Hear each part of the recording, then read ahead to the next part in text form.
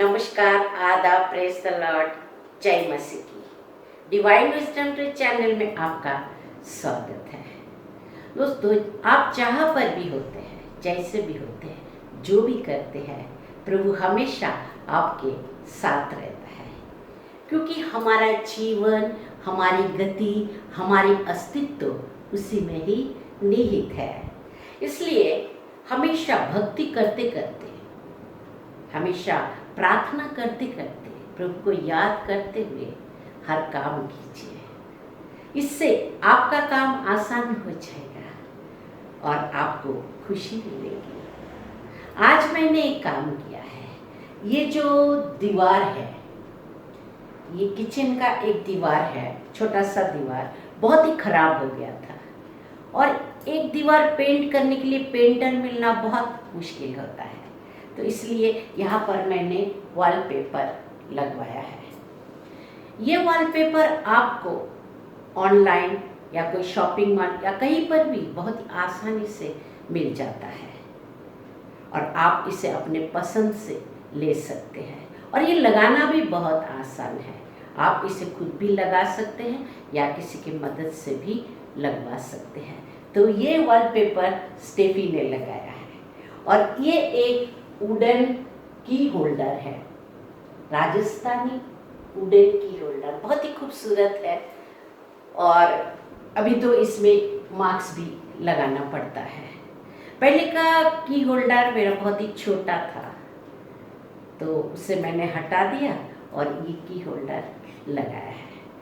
और ये चाबी के साथ साथ मार्क्स को भी होल्ड करते हैं।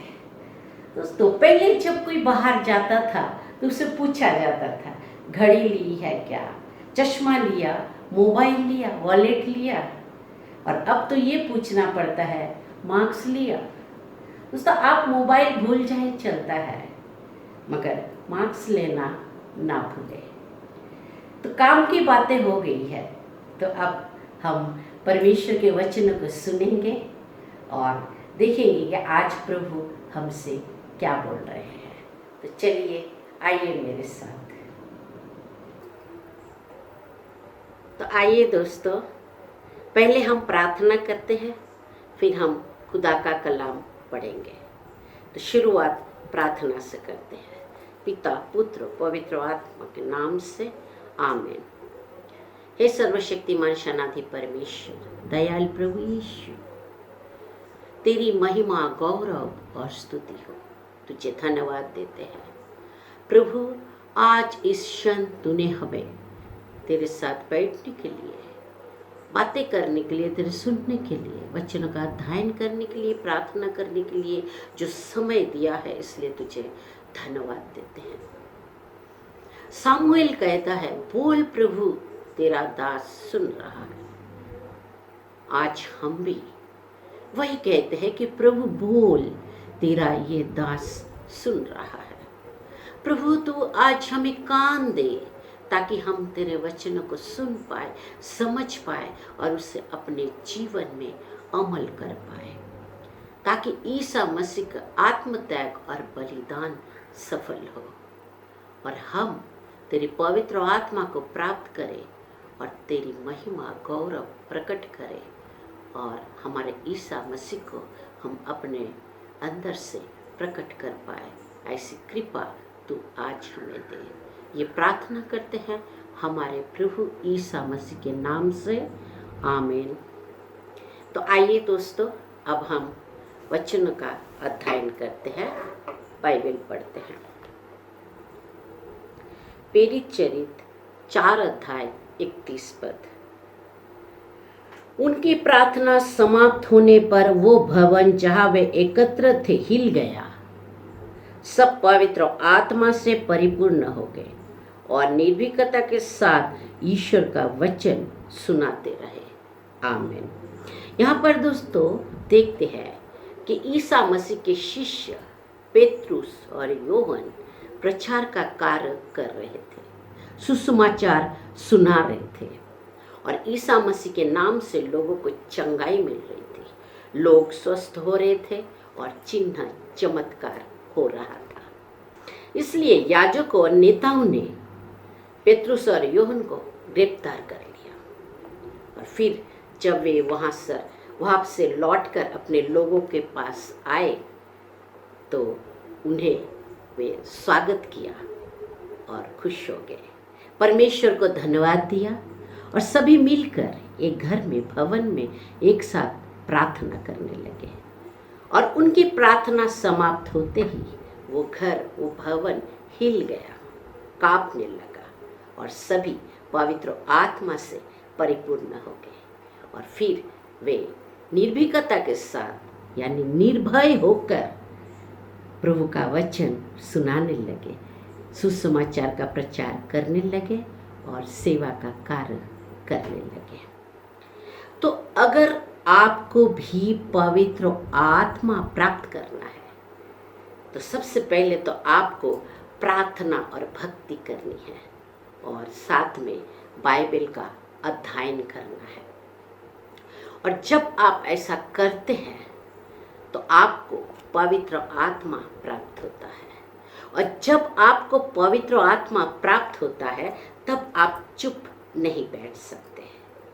आपके अंदर एक अग्नि शिखा प्रज्वलित हो जाता है, आपके अंदर आग जलता है, यानी कि आपके अंदर से पवित्र आत्मा प्रकट होना चाहता है। आप ईश्वर की अभिव्यक्ति करते हैं और ईसा मसीह आपके अंदर से प्रकट होना चाहता है। तो ऐसे में आप परमेश्वर के वचन को लोगों को सुनाते हैं, प्रार्थना करते हैं, भक्ति करते हैं, ईसा मसीह के नाम से लोगों को चंगाई देते हैं, आपके द्वारा चिन्ह चमत्कार होता है। और कई लोगों को अलग अलग तरीका से ये वरदान प्राप्त होता है। कोई दाऊद की तरह भजन गाता है, गीत गाता है, नृत्य करता है, कोई सेवा करता है तो कोई दान धर्म करता है, और ये सभी एक ही पवित्र आत्मा करता है। दोस्तों, इसके लिए पवित्र आत्मा को पाने के लिए आपके अंदर तीव्र भूख और प्यास होना बहुत ही जरूरी है।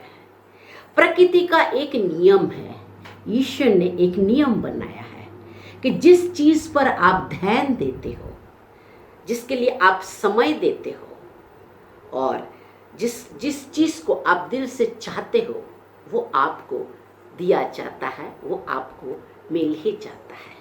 एक फिल्मी डायलॉग है, अगर किसी चीज को दिल से चाहो, अगर किसी चीज को दिल से चाहो तो पूरी कायनात उसे तुमसे मिलाने की कोशिश में जुट जाती है।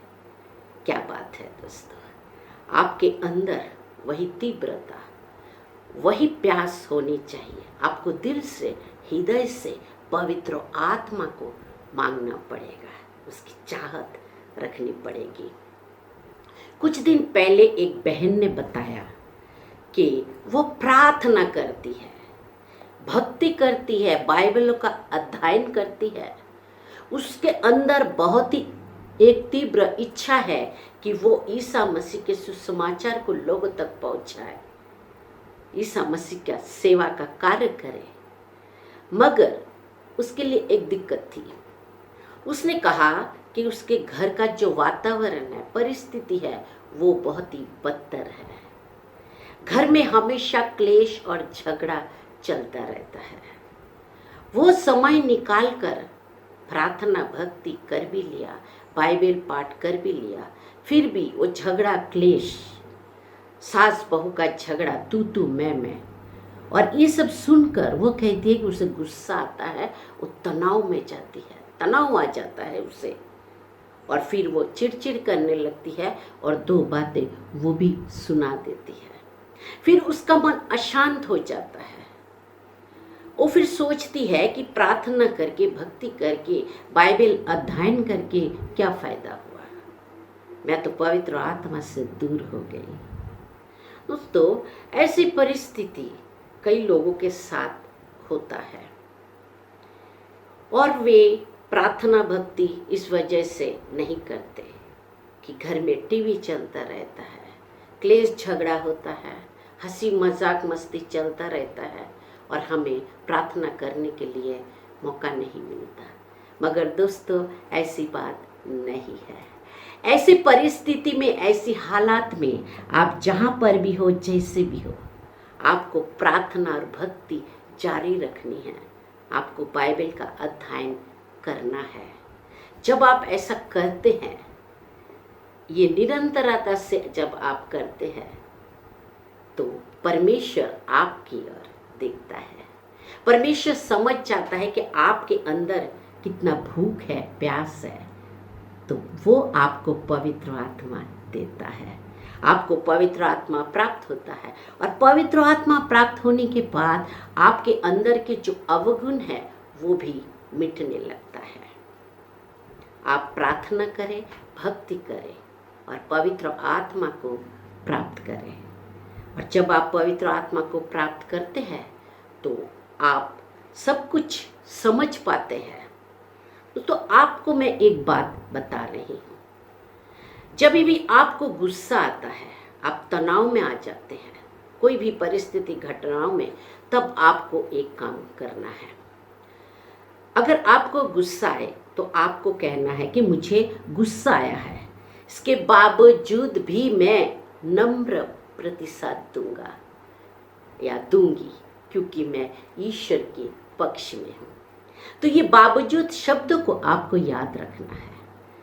अगर आपको किसी को देखकर आपके दिल में नफरत आया, तो आप कहें, उसे देखकर मेरे अंदर नफरत पैदा हुआ, इसके बावजूद भी मैं उससे प्रेम करूँगा, क्योंकि ईश्वर प्रेम है और मैं प्रेम के पक्ष में हूँ, पवित्र आत्मा के पक्ष में हूँ।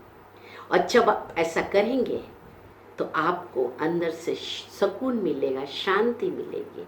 आप दोबारा पवित्र आत्मा से अपने अंदर पवित्र आत्मा को निवास करने के लिए मौका देंगे, और आप देखेंगे कि आपके अंदर के जो बुरे भावना है, विचार है, वो भी धीरे धीरे समाप्त हो जाएगा। तो ये तो आपको समय निकाल कर करना ही है। और जब आप ऐसा करते हैं तो धीरे धीरे आप ईश्वर की तरफ बढ़ने लगते हैं और अपना कार्य करते हैं। दोस्तों, भक्ति का मतलब सिर्फ यही नहीं है कि एक जगह बैठकर माला जप लिया, ये भी भक्ति ही है, चलते फिरते भक्ति। आप सजग है, सतर्क है और पवित्र आत्मा को प्राप्त करने के लिए आप तैयार हैं। तो दोस्तों, आप प्रार्थना कीजिए, भक्ति कीजिए, बाइबल का अध्ययन कीजिए और परमेश्वर से पवित्र आत्मा का मांग कीजिए, ताकि पवित्र आत्मा आपको प्राप्त हो और आप ईसा मसीह के लिए काम कर पाए, सेवा कर पाए और ईश्वर का वचन, सुसमाचार लोगों तक पहुंचा पाए, लोगों की सेवा कर पाए, लोगों को चंगाई दे पाए, और भी बहुत सारे जो दान आपको प्राप्त होता है उसका उपयोग आप परमेश्वर के लिए, ईसा मसीह के लिए कर पाए। तो दोस्तों, आप अपने आत्मिक सुरक्षा के साथ साथ अपनी शारीरिक सुरक्षा का भी ध्यान रखें, शरीर को भी सुरक्षित रखें। आप मास्क पहने, 2 गज की दूरी बनाए रखें और बार बार हाथों को धोते रहिए। आप हमेशा चिंता मत कीजिए, क्योंकि प्रभु आपका और आपके परिवार का ख्याल रखता है। तो हमेशा खुश रहे, मुस्कुराते रहे। आपसे फिर मिलेंगे, तब तक के लिए इजाज़त दीजिए। धन्यवाद, शुक्रिया, जय मसीह।